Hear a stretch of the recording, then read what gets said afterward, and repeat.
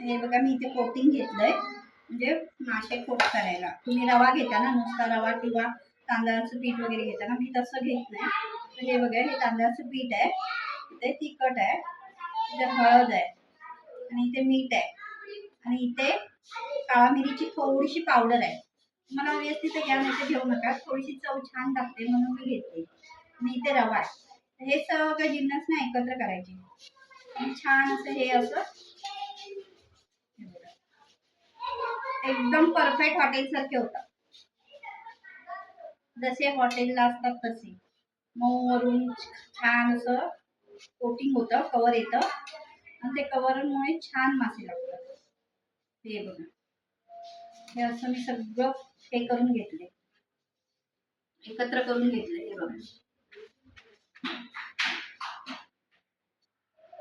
बघा, इथे छान तवे टाकायला ठेवले. तवा तापलाय, वाफ येते चांगली आणि याच्यावर आता टाकायचे तेल.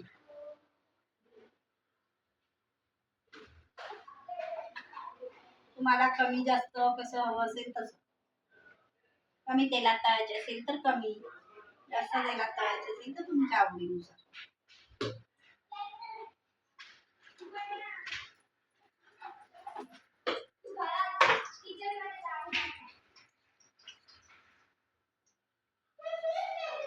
तेलाने खूप चरबी वाढते, जास्त तेल खाल तर खूप चरबी वाढेल, पण तेलाशिवाय कुठली गोष्ट चांगली लागत नाही, त्यामुळे मी जास्त टाकते.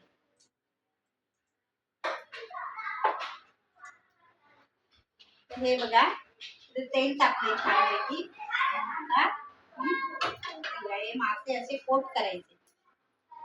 तुम्ही म्हणाल तिखट मीठ वगैरे लावलंय असं कशाला, तर हे असं आहे ना, खूप छान लागतं आणि दिसायला पण छान दिसतं, चव पण छान येते.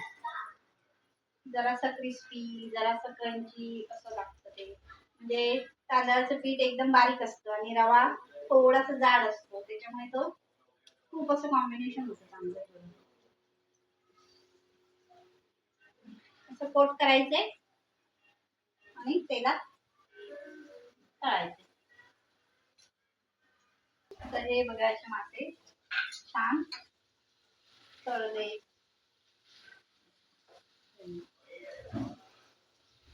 पापलेट फ्राय.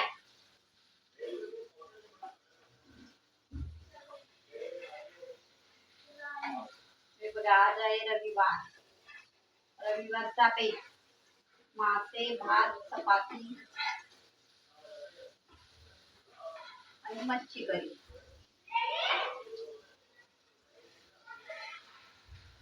हे बघा, तेल जरा सुद्धा राहिलं नाही, जरा सुद्धा नाही.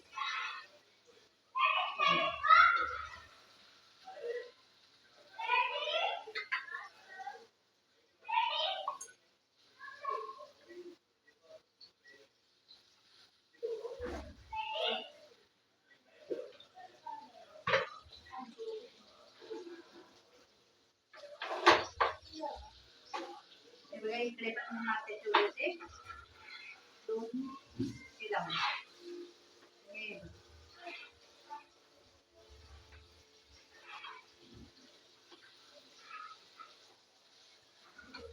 तर तुम्ही पण असं करून बघा, खूप छान लागतात. ते बघा, इथे मी कसे मासे काढले, खूप छान अगदी. ते मासे झालेले फ्राय करून.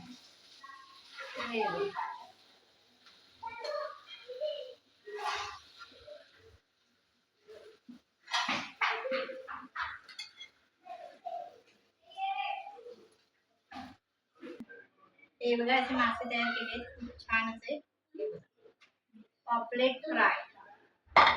या तर मग जेवायला.